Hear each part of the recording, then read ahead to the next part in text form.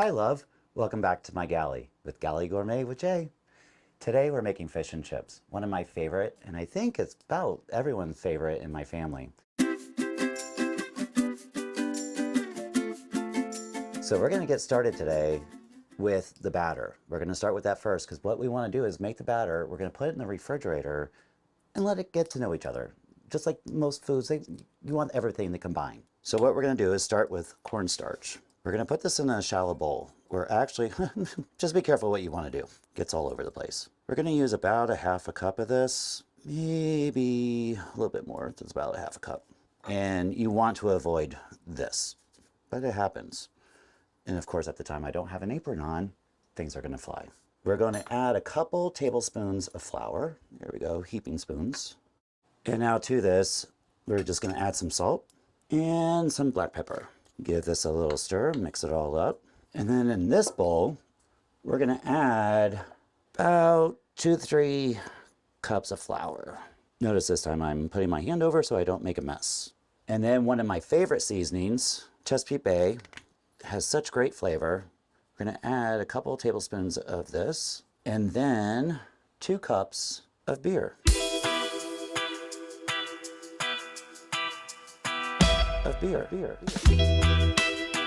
We're going to whisk all this up.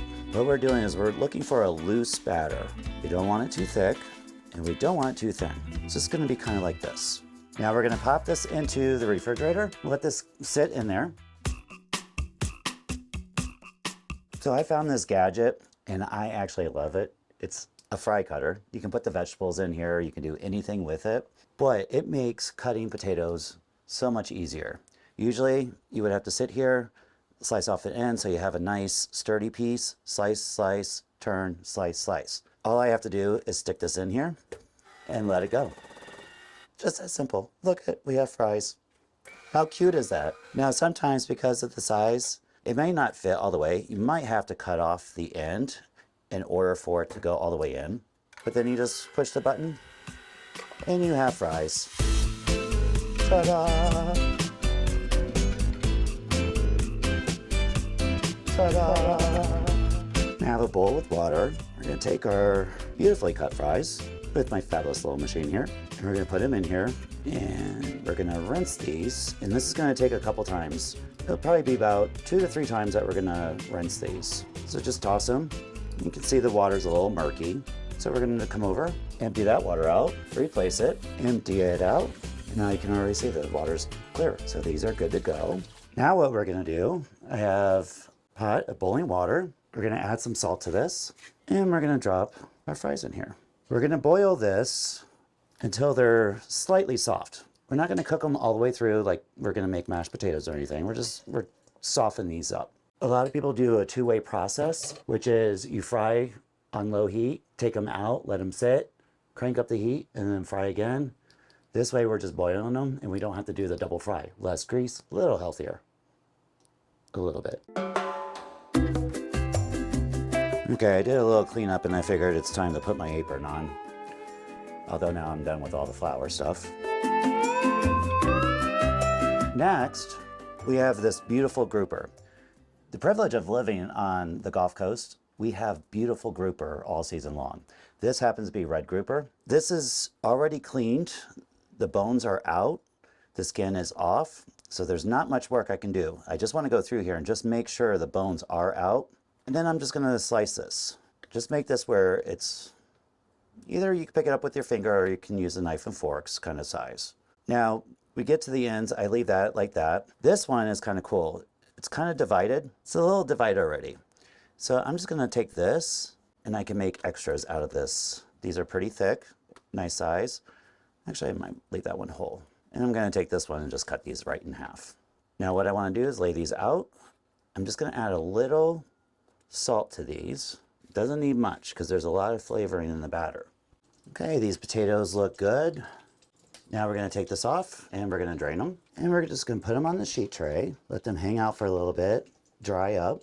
Because the last thing you want to do is put soaking wet fries in hot oil. That's not a good thing. Meantime, we're going to come back to our fish. We're going to dredge this in our cornstarch mixture.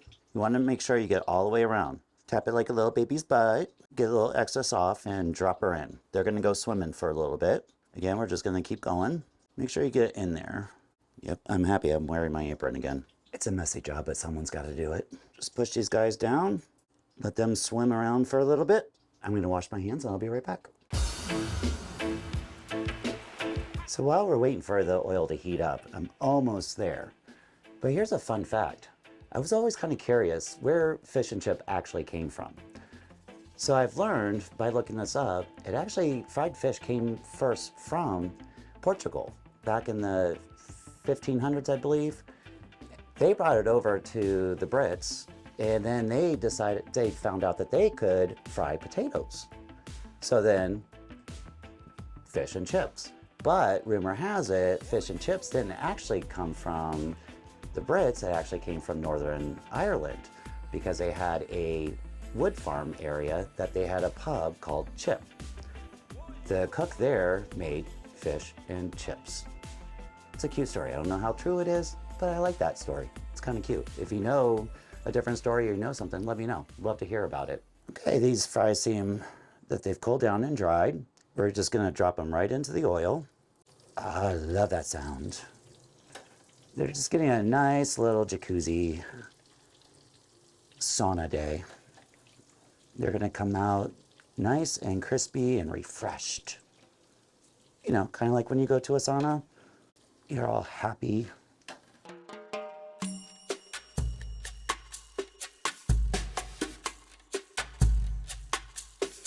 All right, these look amazing. We've got some good color. So I'm gonna just take these out and I'm gonna let them drain right here. Oh, listen to that crispiness. Love it. And what I wanna do is immediately put some salt on here. And I have my oven at this moment set at 250 or 225, 250. And I'm just gonna keep them in here just to keep them warm while we do the fish. Now we have our fish. And I'm gonna do probably about 2 at a time. And we're just gonna take this, let their feet get a little wet, because you don't wanna just drop this in here. Get their feet a little wet, and plunk. Let me do one more. Feet wet, feet wet, feet wet, boom.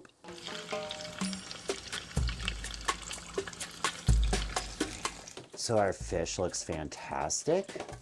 I'm gonna take it out. I'm gonna add it with the fries. Oh, nice and crispy. Perfect color. And you want to get your little bits out. I like just resting them on top. Get the little extra little bits. And again, we're gonna just add some salt to this. And I'm gonna put this back in the oven while we continue.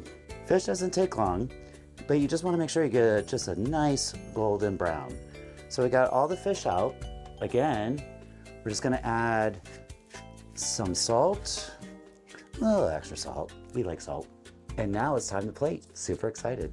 So I have these adorable, just kind of like what you would find in a seafood restaurant or a pub. I have the little paper on here.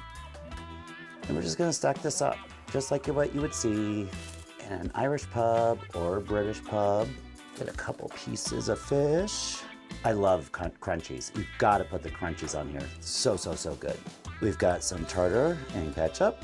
And I have some coleslaw that I had made a little earlier. It's just a bag of cabbage and one of my favorite dressings, Marie's. Just toss this around. Simple, stupid, and just put that right in here. And here you have it, fish and chips. Thanks for watching, love. And I'll see you next time. Galley Gourmet with Jay.